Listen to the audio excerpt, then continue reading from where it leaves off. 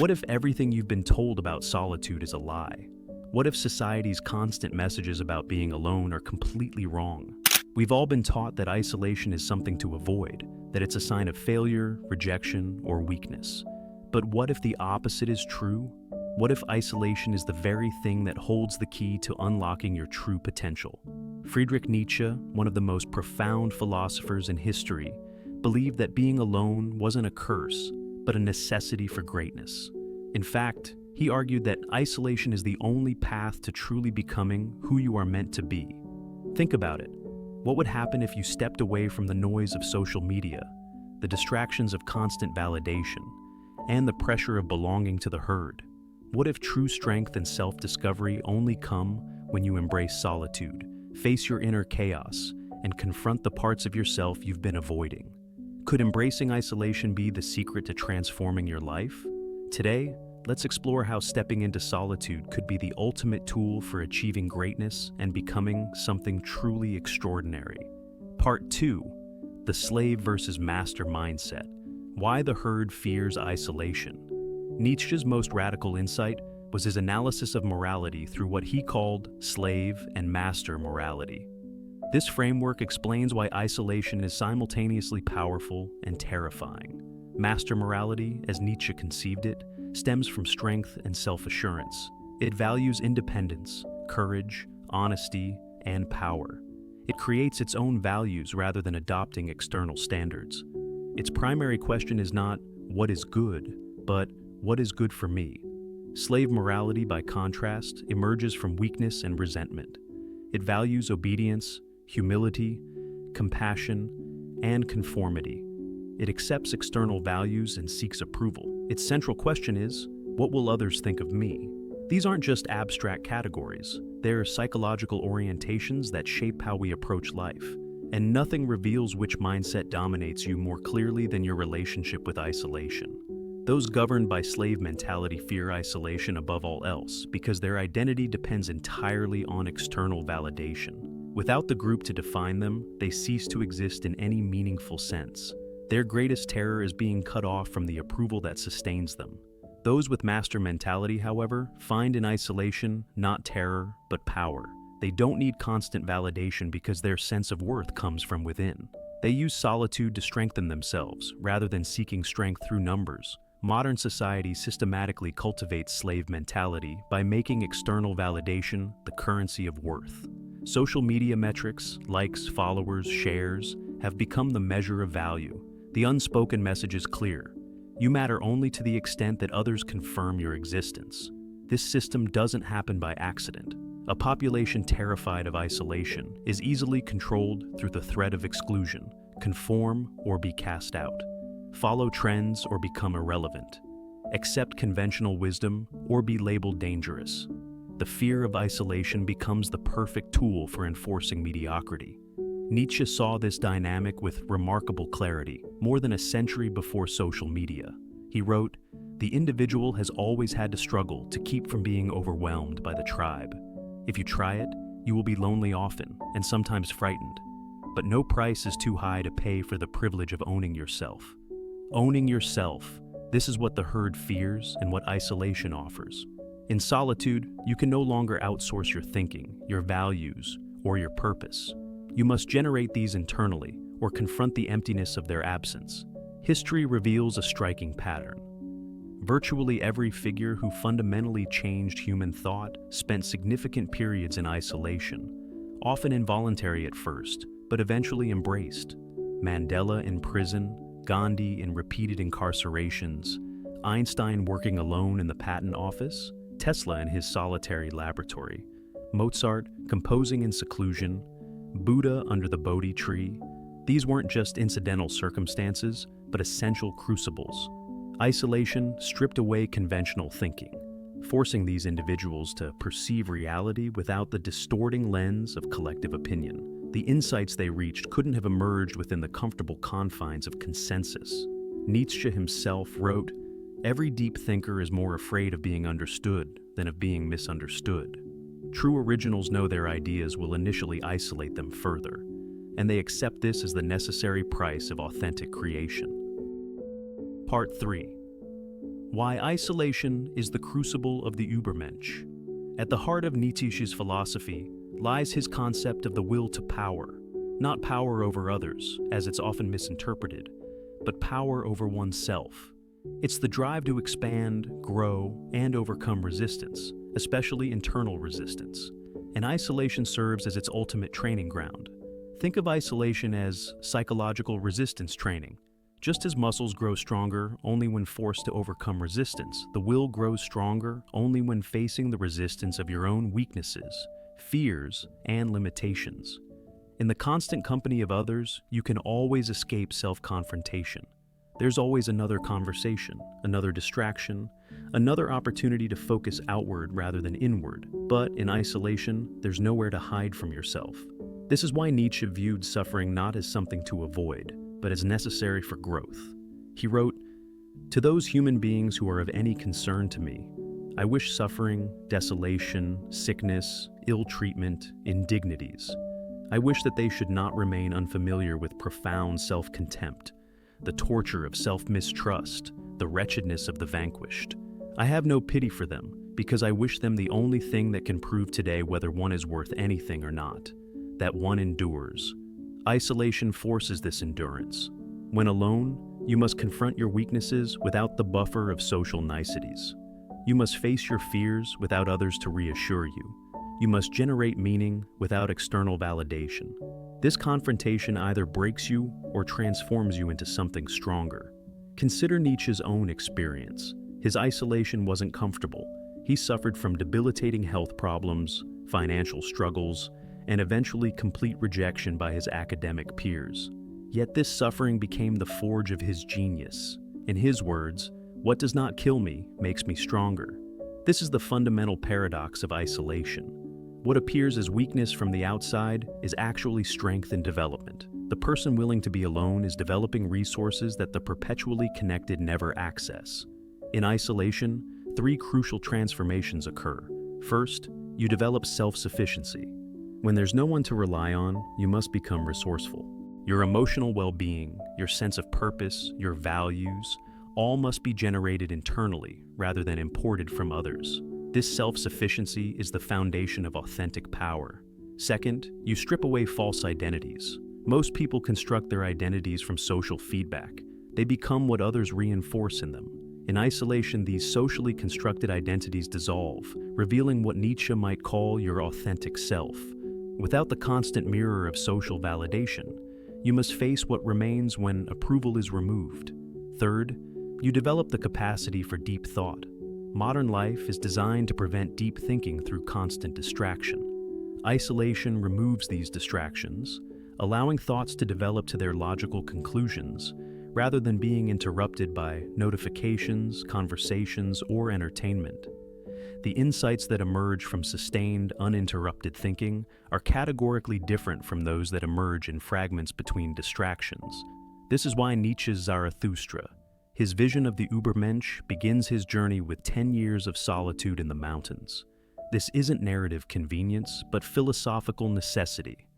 The Übermensch cannot emerge from the comfortable conformity of social life, but only from the transformative crucible of isolation.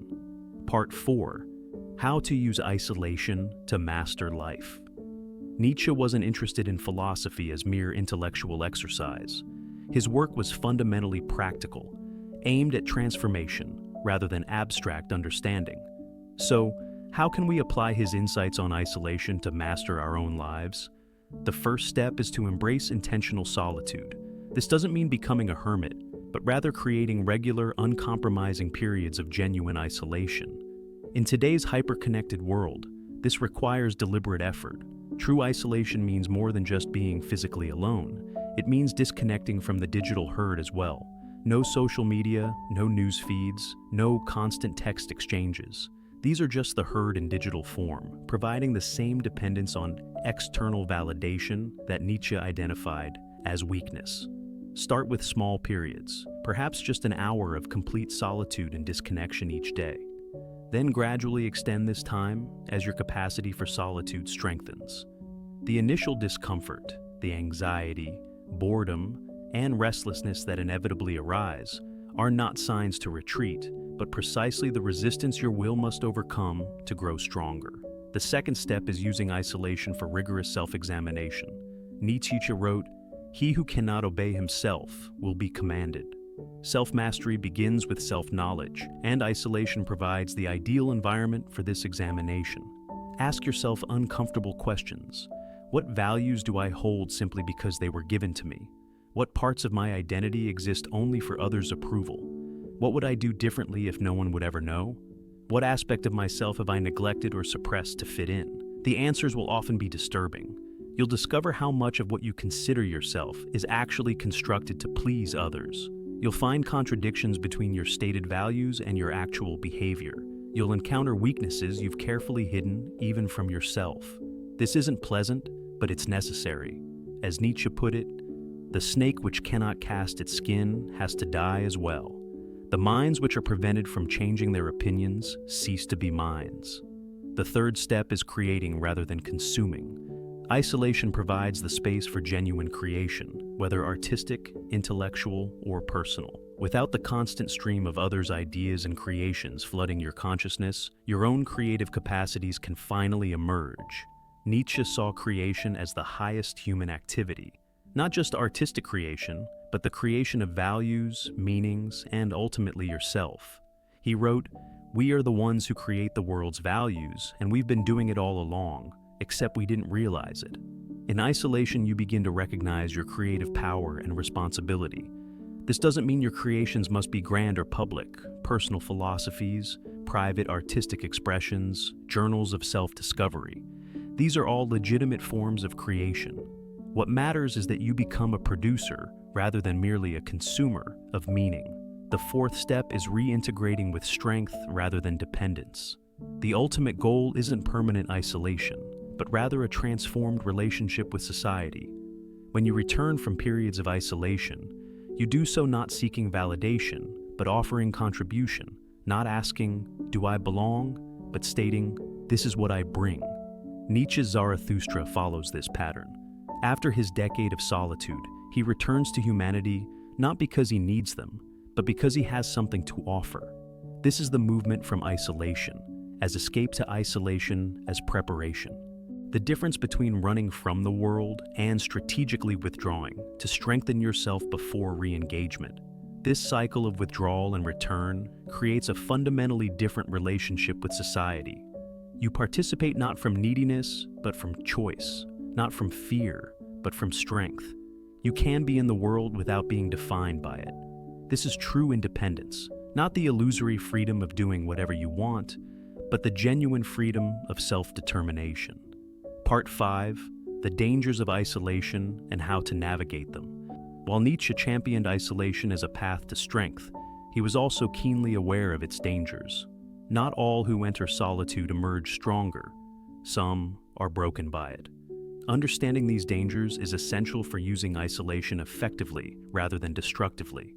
The first danger is nihilism, the collapse of meaning that often accompanies the dissolution of socially constructed values. When you step away from the ready-made meaning society provides, you initially face a vacuum. Without the constant reinforcement of conventional values, everything can seem meaningless. Nietzsche himself recognized this risk, writing, "When you gaze long into an abyss, the abyss also gazes into you." Isolation forces you to confront the abyss of existence without the comfortable illusions that normally shield you from it. This encounter with meaninglessness isn't itself the problem. It's a necessary stage in the journey. The danger comes in getting stuck there, in concluding that because conventional meanings have collapsed, no meaning is possible. Nietzsche saw nihilism not as an end but as a transition, a clearing away of inherited values to make room for self-created ones. The second danger is what modern psychologists might call dissociation, becoming so detached from social reality that you can no longer function effectively within it. Isolation can lead to a kind of psychological disconnection, where social norms and cues become illegible, making reintegration difficult or impossible. Nietzsche himself may have fallen victim to this danger. His increasing isolation in his later years coincided with his mental breakdown. While the causes of his collapse were likely physiological, most scholars believe he suffered from syphilis. his extreme solitude may have accelerated his disconnection from shared reality. The third danger is narcissistic inflation, mistaking self-focus for self-transcendence. In isolation, without the corrective feedback of others, it's easy to develop a distorted self-image where your thoughts seem more profound, your insights more original, and your understanding more comprehensive than they actually are. This is why Nietzsche emphasized the importance of eventual return and testing your ideas against reality. He wrote, "A thought comes when it wishes, and not when I wish." True insights emerge not from egotistical self-absorption, but from a kind of receptive attention that transcends the ego. So, how do you navigate these dangers? Nietzsche offers several guidelines. First, approach isolation as a practice rather than a permanent state. Regular movements between solitude and engagement create a healthy rhythm that prevents both dependence on others and disconnection from reality. Second, maintain a dialogue with great minds even in isolation. Nietzsche was physically alone, but intellectually engaged with the greatest thinkers of history through their works. Reading deeply and widely provides perspective that prevents both nihilism and narcissistic inflation. Third, test your insights through creation and action. Nietzsche didn't just think his philosophy, he wrote it, attempting to give it concrete form that could be engaged with by others. Creation forces clarity and prevents the vague, unchallenged thinking that isolation can sometimes foster. Fourth, use nature as a directive to human society. Nietzsche found in natural settings, particularly the mountains, an environment that was both isolating from human society, yet connected to something larger than himself. Nature provides solitude without complete disconnection from reality. Perhaps most importantly, remember that isolation is a means, not an end. The goal isn't to separate permanently from humanity, but to return transformed, capable of genuine connection rather than mere conformity. As Nietzsche wrote, "The higher we soar, the smaller we appear to those who cannot fly." Part 6. Nietzsche's final warning: why most will never do this. Despite its transformative potential, Nietzsche knew that true isolation would remain the path of the few rather than the many. He wasn't writing for everyone. He explicitly stated that his work was for the exception, not the rule. But why? The primary reason is simple. Isolation is painful. It forces confrontation with everything you've avoided facing. Your existential aloneness, your unacknowledged fears, your suppressed potential, your mortality. Most people will do almost anything to avoid this confrontation. Nietzsche wrote, "If you want to find the path to greatness, look for the path most difficult, most painful, most solitary, for that is the right path. Only the few are willing to endure the effort of traveling such a road." He wasn't being elitist, but realistic about human psychology. The path of least resistance will always attract more travelers than the path of greatest resistance. Modern technology has made avoiding isolation easier than ever. Previous generations faced regular periods of unavoidable solitude simply through the limitations of communication technology. Today, perpetual connection is the default. We must actively fight against the constant stream of notifications, messages, content, and connections that keep us perpetually tethered to the herd mind. This technological development isn't neutral. As Nietzsche foresaw, systems naturally evolve to perpetuate themselves. Our attention economy benefits from keeping people afraid of isolation, dependent on validation, and constantly engaged with streams of content. The last thing these systems want is self-sufficient individuals capable of generating meaning independently. Beyond the pain and the technological barriers, there's a deeper reason why most avoid the path of isolation. It requires courage to face the possibility that much of your life has been lived by values that aren't truly yours. It's far easier to continue in comfortable illusions than to risk this devastating realization. Nietzsche himself acknowledged how difficult his philosophy was to accept. He wrote, "Sometimes people don't want to hear the truth because they don't want their illusions destroyed. The comforting illusion of belonging, of following the right path, of being normal, these are powerful narcotics that few voluntarily relinquish." This is why Nietzsche spoke of the free spirit as a rare exception, someone willing to break from conventional thinking, regardless of the social and psychological cost. He didn't expect the majority to follow this path, nor did he condemn them for choosing comfort over transformation. He simply recognized the reality of human nature. But for those rare individuals willing to embrace isolation, Nietzsche offered a vision of possibility far beyond conventional happiness or success. He described it as a kind of self-overcoming, where you become not just more of what you already are, but something fundamentally different, what he called the Übermensch. This isn't about superiority over others, but about transcendence of your former self. It's about breaking free from inherited values to create your own, moving from reaction to creation, from dependence to self-sufficiency. The final question isn't whether isolation is comfortable. It isn't. The question is whether the discomfort is worth the transformation it makes possible. As Nietzsche put it, the doer alone will you discover its true power. So the choice remains yours. Will you continue avoiding the solitude that terrifies you, or will you embrace it as the crucible of your becoming? Will you remain safely enmeshed in the herd, or will you risk the painful isolation that might transform you? Will you accept the values given to you, or will you create your own? Nietzsche's challenge echoes across more than a century. Become who you are. But first, you must be willing to be alone with who you are. Rainer Maria Rilke, deeply influenced by Nietzsche, wrote, "The necessary thing is, after all, but this: solitude, vast inner solitude, to walk inside yourself and meet no one for hours. That is what you must be able to attain. This inner journey isn't a retreat from life, but a preparation for living it more fully. In our hyper-connected world, the ability to be genuinely alone may be the rarest and most valuable skill you can develop." Nietzsche's insight wasn't that you should isolate yourself permanently from others, but that, without the capacity for meaningful solitude, you remain forever dependent, seeking external validation, following inherited values, living someone else's life. The irony is profound. Only by learning to be truly alone can you connect authentically with others. Only by separating from the herd can you offer something of genuine value to humanity. Only by embracing isolation can you master not just your own life, but life itself.